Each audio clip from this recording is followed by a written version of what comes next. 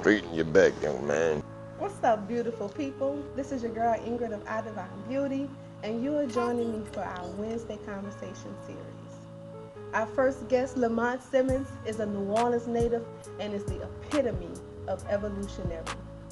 From molding young minds in the classrooms, to organizing home and community gardening initiatives, to organizing Juneteenth celebrations, to marching on the front lines for the injustices that have been happening in the city of New Orleans for years. He's been about that action. If you know him, you know exactly why I want to talk to him in this time and place, in our country. If you want to learn more about this gentleman, stay tuned. Meet King Lamont. He is an educator, an activist, an entrepreneur with his own clothing brand. He's an organizer. He's an athlete and a trainer. He's a nutritionist, a man of the people, a man of the movement, and a man of the community. He has been honored for his great works, and he's just getting started. Thank you so much for joining me today, man. I appreciate it. Bless. I appreciate the invitation. Oh, yeah. So I met you a few years ago in this building, really. Mm-hmm. It was for an event that Tino threw. Cushite Center, Tino. Mm-hmm. Tino Bland is his name, right? Yes, ma'am. And we were talking about polygamy and things of that nature. And I think I might have said something along the lines of, why do men have to sleep with a woman to help her family? Or have to, something like that. But anyway, he was like, this young lady, such and such, let me talk to the queen. Yeah. Right? And from day one, you kept the same energy, and then I began to follow you and see the type of things that you were into, the things you were doing. I said, man, this young man is so powerful. People need to know who he is. But then I'm like, he out here. I'm like, he is out here in these people's streets. Like, he walks the talk in every regard. He supports business. He's talking to the youth. He's doing it all, right? And so, I'm just honored to have you here today. Now, we are dealing with COVID. We are dealing with racism. When this year started, 2020, everybody was like, this is the year of vision. 2020, we about to invest in our business. We about to make sure that we pour into ourselves, work on our fitness and our health. And things just kind of flipped. After February, it just flipped, and everybody was like, oh my God, 2020 is the worst thing ever. Can we go back to 2019? What are your thoughts on everything that's going on right now? Do you see it as a positive or negative? Like, how are you looking at 2020 in hindsight, now that we are in the midst of it? Honestly, just from my personal opinion, I think it's all been a blessing in some way, shape, form, or fashion, because I feel like you gotta love every part of your story to really appreciate and have that love for yourself. And sometimes the bad things that happen in our lives really show us who we are. You know what I'm saying? It's like it could be a reality check. Sometimes sorrow can show you your strength. Yeah. You know what I'm saying? So it's hard times, as it usually is for our people. We got a lot of emotion going on right now, just because of some of the things going on in society that we witnessed. But I'm very excited about where our people, like the response. I'm excited about the response. I'm encouraged by the desire for our people to kind of be more unified. I'm seeing thousands of new activists. You know what I'm saying? I'm seeing children who were oblivious to society and social norms who now they're going to protest. They're being exposed. Right. I had to explain to my children about George Floyd. So it's like, it's from tragedy can come triumph.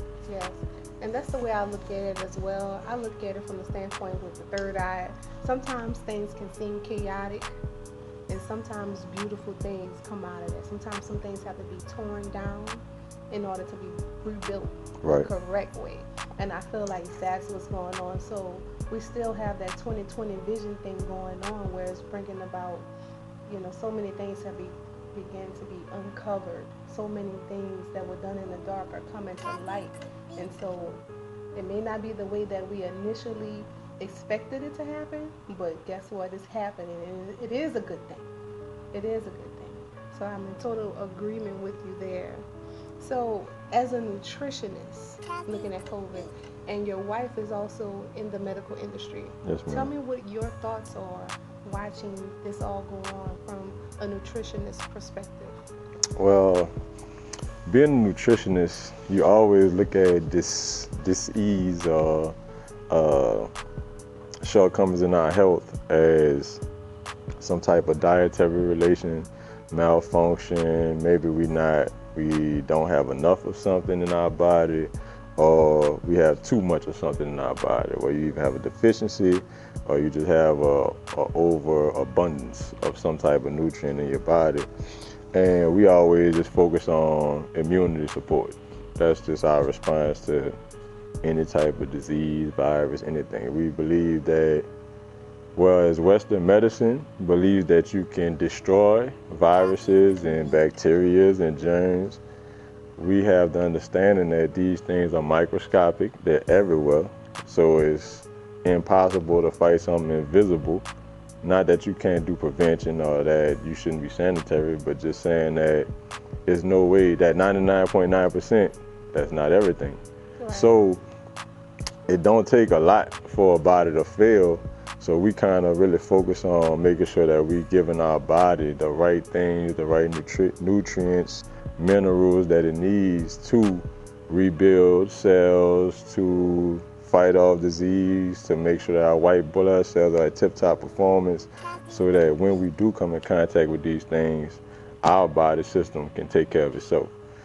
Now with that, my wife working in the medical field brought an extra facet to the battle, because now we couldn't kind of just go on quarantine and hide away from everything like a lot of people were able to do. Anybody else who is in the medical field understands what I'm saying.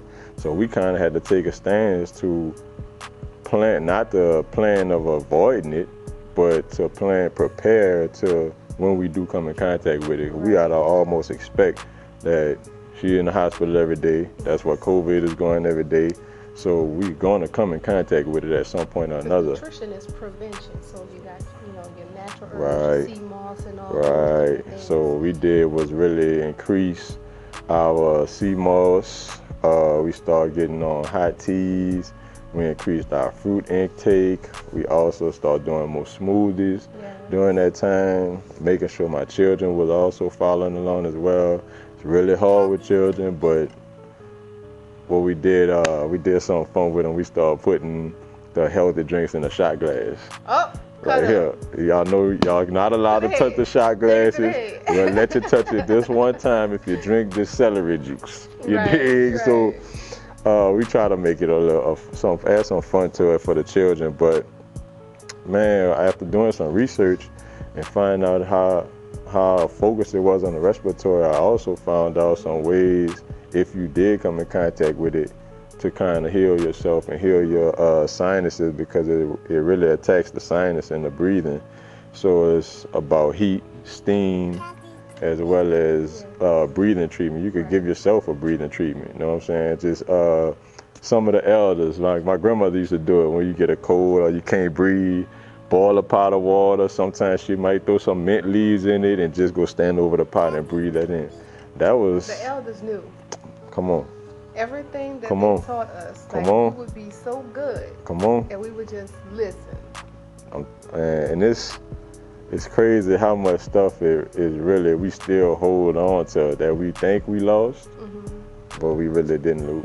Right. You know what I'm saying? It's so many traditions and things that we practice here that they practice in Africa, they practice in Asia, they do it all over the world. We just think that's our thing because we haven't been as exposed to everybody else's culture as of, well, we are now, but you know, historically. But I mean, the COVID thing, it was major, and I really felt like at one point it kind of took a turn from being something that everybody was afraid of to suspicious. It started becoming suspicious. Cause it's like it's bouncing here, it's bouncing there, and it started being sporadic. Then and certain places, attacking this population, right? Attacking that population. Yeah, at one point they were saying Africa was gonna get it the heaviest, and then African officials start getting on the media saying there is no COVID over here. Mm-hmm. We don't know what they telling y'all, but that's false. So now you're starting to get conflicting reports, and then we start even hearing about medical professionals saying that they were being monetary incentives for tagging patients with COVID.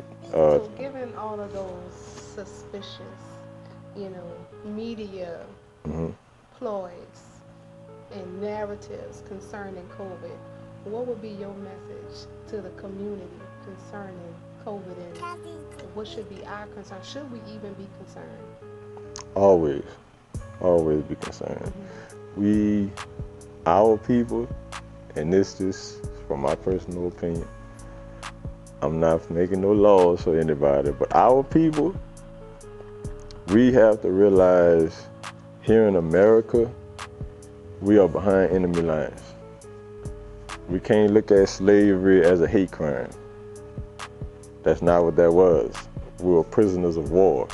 We lost a war, a series of wars, and people were taken as prisoners. When they came here with the Native Americans, they lost their war, and they were taken as prisoners as well. So everywhere these Europeans went, what we call colonization was basically an assault on whatever native people were there. They killed everybody who fought back, and those who they could contain, they contained. And Donald Trump actually spoke to that a couple of weeks ago. He said, we won, when they were talking about reparations. And he said, give them reparations for what we won. You understand? And basically what he was saying is, if we're at war and you lose, your women, your children, your gold, all of that is my booty. Exactly. So that means I didn't rob you, I didn't pillage you, I didn't steal anything from you, I won the war. I beat you for that. Right. But the problem with that is no one agreed to go to war with them. You know what I mean? Man, when you talking about Europeans and war, you talking about the masters of deception. And especially how, I won this war that no one decided to go into but me, and so now I write the history of that war. So that was so ill what you just said. What are your thoughts on reparations? So reparations, from my understanding, is when a group of people have been slighted by another group of people to a point that is so egregious that they deserve some type of compensation in order to help them recover from what has happened. Many groups have gotten reparations. I feel like the only reason our people have never gotten reparations is because we still have yet to unify. We still have yet to become organized. We have not put together a petition as a collective. We don't have our own bylaws or constitution.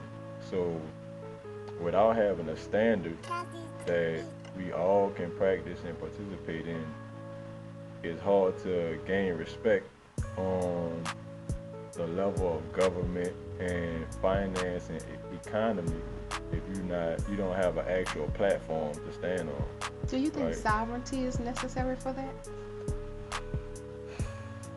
I think sovereignty is necessary for liberty, to really be able to pursue your happiness. Like if we really want to control our own domain, we would have to be sovereign. Do we need that for reparations?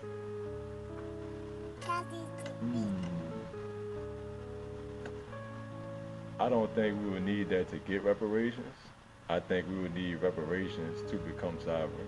Hmm. I think we would need that economic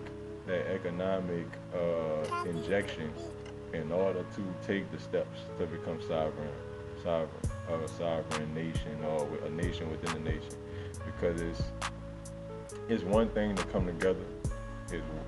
It's another thing to have a common understanding, but to actually build, like to create, or to bring ideas into fruition, to manifest things, it takes finances. Because we would need Takes to capital. reproduce each and every one of these systems that we are trying to tear down. Banks, our own security, agriculture, architecture, housing, transportation, Sports and music too. right? So we gotta be, to talk about reparations. One, we gotta be understanding that if we do take that a large lump sum of finances from this government, that we're gonna lose something.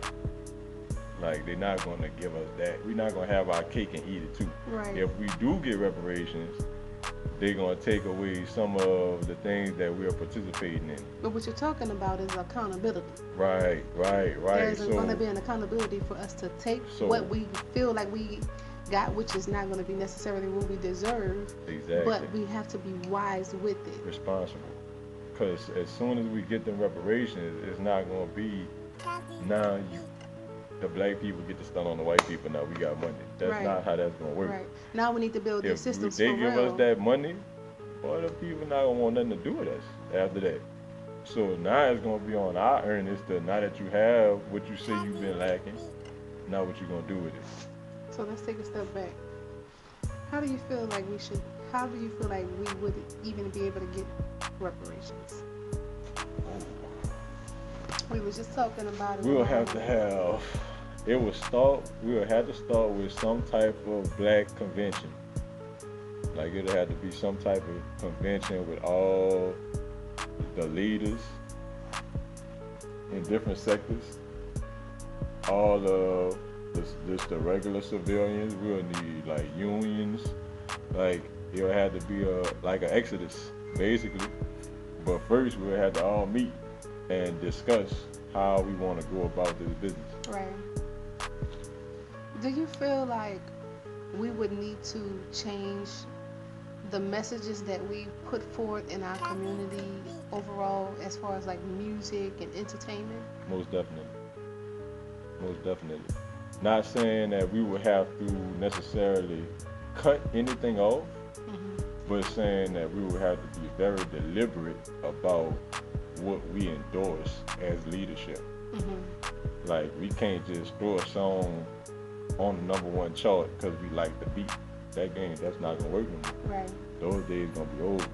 Like, that's the days of we just taking whatever somebody give us.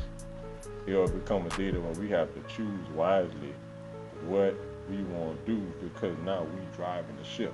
Yeah. We ain't riders no more. Now we driving, so That's also education and mindfulness of how music affects us, right. and how it affects how life imitates art in a lot of ways. Right. In order for us to say, okay, if we are driving the ship and we are mindful of deliberately wanting to go in this direction, and we understand that this is counterproductive, then we have to hold our people accountable for what they're putting into the minds of our youth.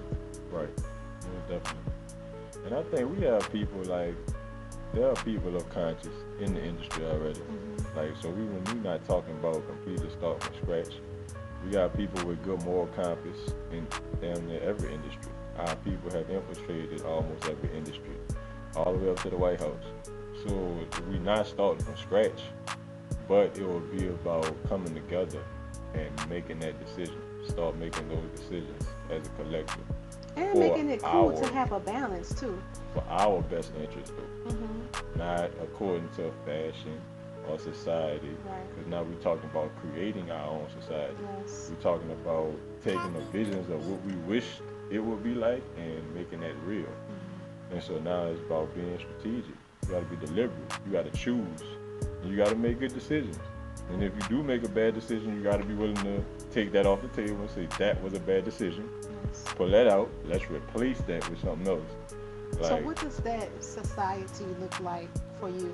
What does a black society, a successful society, look like for you? I would say it would probably look something like Ghana during Mansa Musa's time. They said during Mansa Musa's time, even the peasants had gold chains. Huh? Like everybody was dripping. You know what I'm saying? And it wasn't a whole lot of criminality because you're not talking about a lot of poverty or a lot of lack. You're not talking about people famine, so they gotta rob other people. We're talking about a functioning society where there are provisions and accountability, and the leadership is responsible for the entire collective, except for those few outliers. You know what I'm saying? Those abnormalities who just so happen to go haywire. They don't want to accept the program. And you know, there's always the alternative. Go back to what we were doing before. So I think as long as we talking about getting better, we won't have a lot of people that's trying to get outside of the realm of what we're trying to go. As long as things are getting better and you know people are being fed and prosperity is happening and success stories are happening, man, our people are gonna go with the move. If it already existed, I think we all be a part of it. Where is the family unit held in that type of society? First and foremost, because if you think of ancient religions or spiritual systems. I'm not gonna say religion. Let's talk about ancient spiritual systems. It was always a strong connection between people with their sciences or their understanding and nature. Yeah.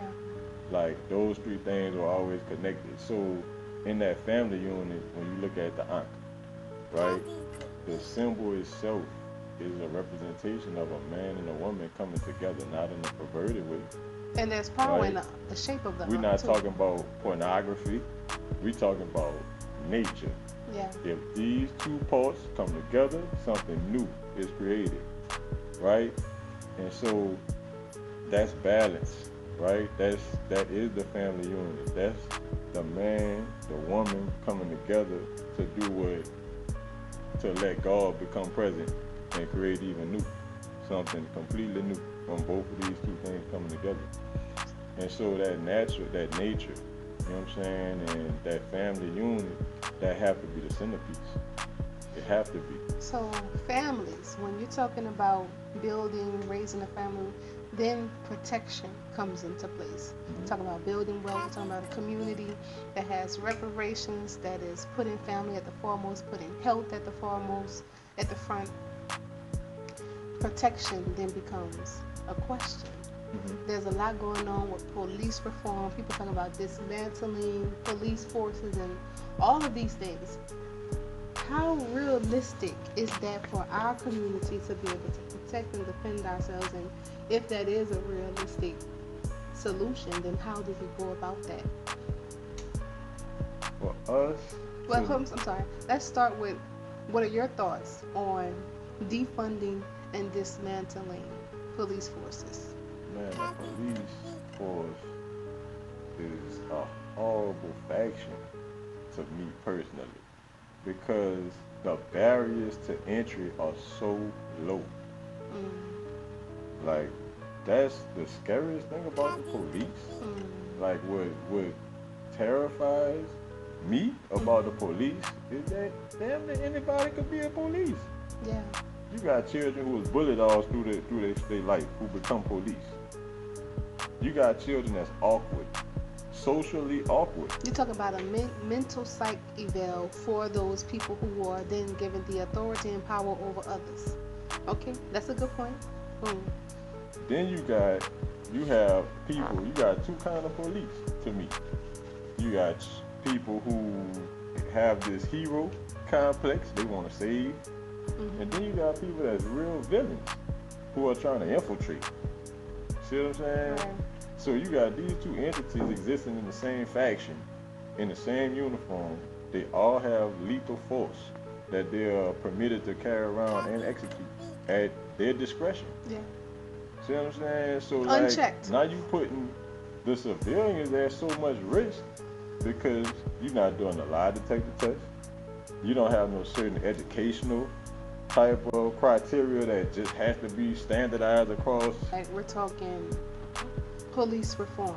Right. These are two different discussions. Right. You have police reform where you bring in more training, you bring in stricter rules, you get punished for turning, you get reprimanded, or there has to be some kind of consequence for turning off your cam. There's a consequence for murdering, for using excessive force, putting in these things where they can be disciplined in the manner that is fitting for whatever it is that they're doing in society. That is reform. And then there's this other argument that says dismantle. Okay, so with the dismantling, you get rid of a police force. How do you see what would be the necessary steps by community to be able to protect them? And is that realistic for each and every community? If you took away the police force, you would have to replace it with some type of response team or militia. Now they're talking about putting money into communities for community-based protection.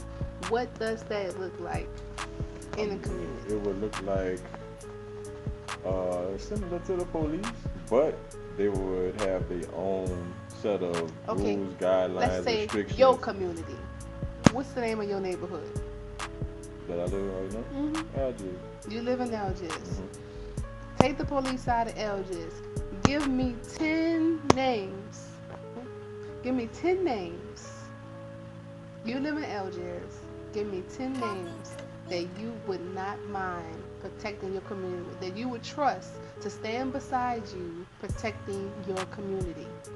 And do you get with the gangs of the troublemakers and have some kind of bylaws and rules and codes that you will go by to say this is what we're not going to allow? Who agrees? Because there's an agreement between the public and the current police force. The agreement is, if you come, I'm going to do what you say. I'm going to oblige. Like, there's an agreement. You didn't have to sign off on it. Just by being a citizen, you have agreed to submit yourself to that authority. How do we get our communities to agree to our own community police authority? And how do we pull that? Do you see that being able to happen? In a black community? Because that's what we're talking about. We need reform in the black community. That's what we needed. The big problem with the black community is the police in the community are not from the community. So maybe not get rid of the police. Not get rid of the police altogether, but replace the police in a community with people who actually live in that community. That's going to be an issue for our people. Because our people, there's two sides. You got people who they don't mind. They got family members who police. They got a certain respect level. And then you got a side that's like, I don't care what it look like. If it got a badge on, I'm not touching it. Mr. Simmons, answer the question. I mean, that's a hard one. It's a hard one one for our community as a whole, and because it's a lot of barriers that got to be broken down to even have that kind of conversation. Right, and this is the reason why I'm asking that question, because everybody is chanting this right now. Right. Defund the police. Defund the police. What, I'm looking for somebody to give me some realistic, and my thing is this: it can work for some communities, but not others. Because I truly would like to see, Caucasians go police their own neighborhoods. I don't trust white teachers with black kids. Generally speaking, there are some incredible, amazing Caucasian teachers who love and put a lot into their kids, but for the most part, ADHD is overdiagnosed because of teachers who do not understand and do not want to take chances with black students. But overall, I would like to see more black male teachers, more African American teachers in our community is the same way. I would like to see white police officers go police their own community, bring in people from the community because they understand the community, relate with the community. When it comes to our community and police reform, how do we get there? I mean, you got to start at the source of their power. You know what I'm saying? And like the end game. And the end game for police is making the arrest. If they can't, hopefully they make the arrest if they don't execute you. And once they make the arrest, you trapped in the prison system. And America is the only place in the world with a for-profit,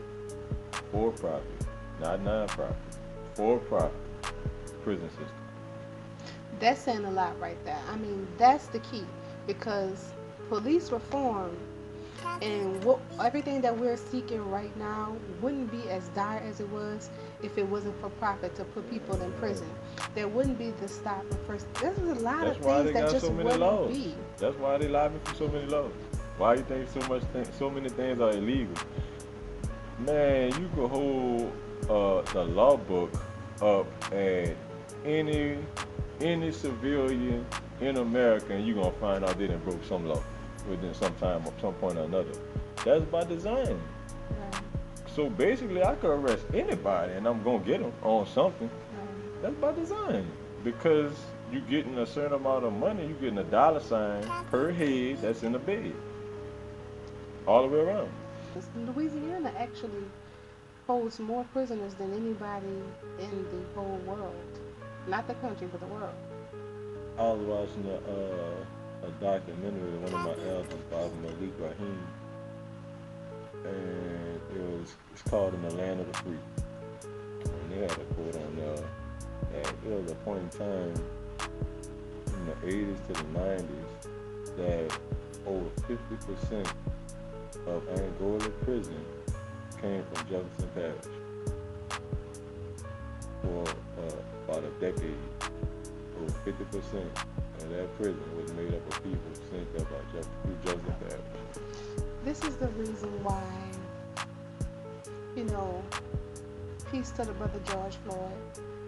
But we've had many George Floyds in New Orleans. You know what I mean? Oh, yes, indeed. And Dexter. yeah, the brother Dexter who just passed. Exactly. And so, with the fact that we've been targeted, Louisiana, you just said Jefferson Parish, that's where we are. That's like New Orleans, metropolitan area, right?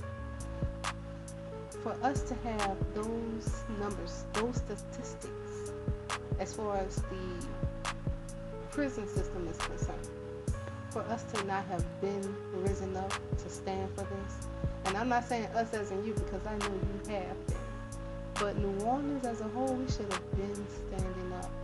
It's hard to say. Come on. It's hard to say because, I mean, you think about the family, that's the man's role. Mm-hmm. Security of the family is the role of the man. That's so you take the man away, who's gonna? That's the point of taking the man away. Even when they on the dairy farm, they don't put the bull with all the cows. That's gonna give him too much coverage. He's gonna go on defense mode. He's not gonna let anybody come around the cows if you keep him around the cows. Which brings He's gonna be on attack mode. If anybody come in that pen while the bull with the cows, it's over for him. So they keep him separate. They only let him get around the cows to mate. If he ain't mate, he can't be around the cows. So that brings us back full circle. We talked about police reform, prison complex, which keeps the police in that type of power because it's for profit. It makes them aggressive.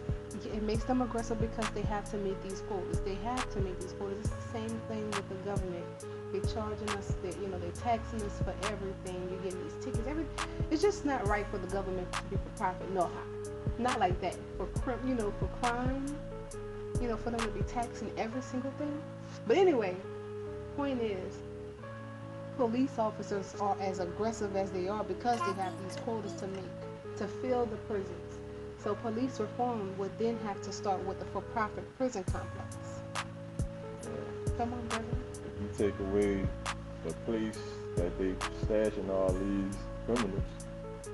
And what are the arrests for? Where you gonna put all these people that you're arresting? If it's not the prison, if you're not doing this as a part of your job security, right? That's what we're talking about. We're talking about taking away the for-profit prison system. You're talking about separating, making arrests from their job responsibility. See what I'm saying? Because right now, that's a part of their responsibility, that you have to find criminals and arrest them. Search, destroy. That's part of their responsibility. So we have to take that out of their job responsibility. As part of their job responsibility, that should not be a responsibility for them. You should not be actively seeking out, you know what I'm saying, looking under every rock for criminals. Because criminals are usually not that hard to find. Or you make up rules and laws that make people criminals that are not criminals. Okay, they're doing this, let's make that illegal because we're talking about the for-profit prison, right? Let's call it what it is, slavery. Because all that, when slavery was abolished, it just went into the 13th Amendment that says you can still be a slave. Clause. All right? The clause, except. And what is that clause? Unless you are convicted of a crime. All right. So, if we want slavery to continue, which we fought for, right? Then we have to find a way to continue slavery. And that was the way. Right? It's become systematic instead of barbaric. Mm-hmm. It's not as hard for them as it used to be. I appreciate you so much. And I appreciate y'all having me, man. It's a blessing. Yourself from the social media, man. Which you don't want, the hotties to be coming after yourself. I know you married and everything, but you know what I mean? Like, women be talking about how good you looking on, who is boss, who is king. I be chilling. Stay out the way. Stay out the way. I respect it. I'm training right now. I don't need to be on Front Street right now. I'm still cooking my cake. I ain't ready yet. Word. I think we about 12 months out there. We about to launch a few more initiatives, and I think next Juneteenth we're gonna be ready for some major.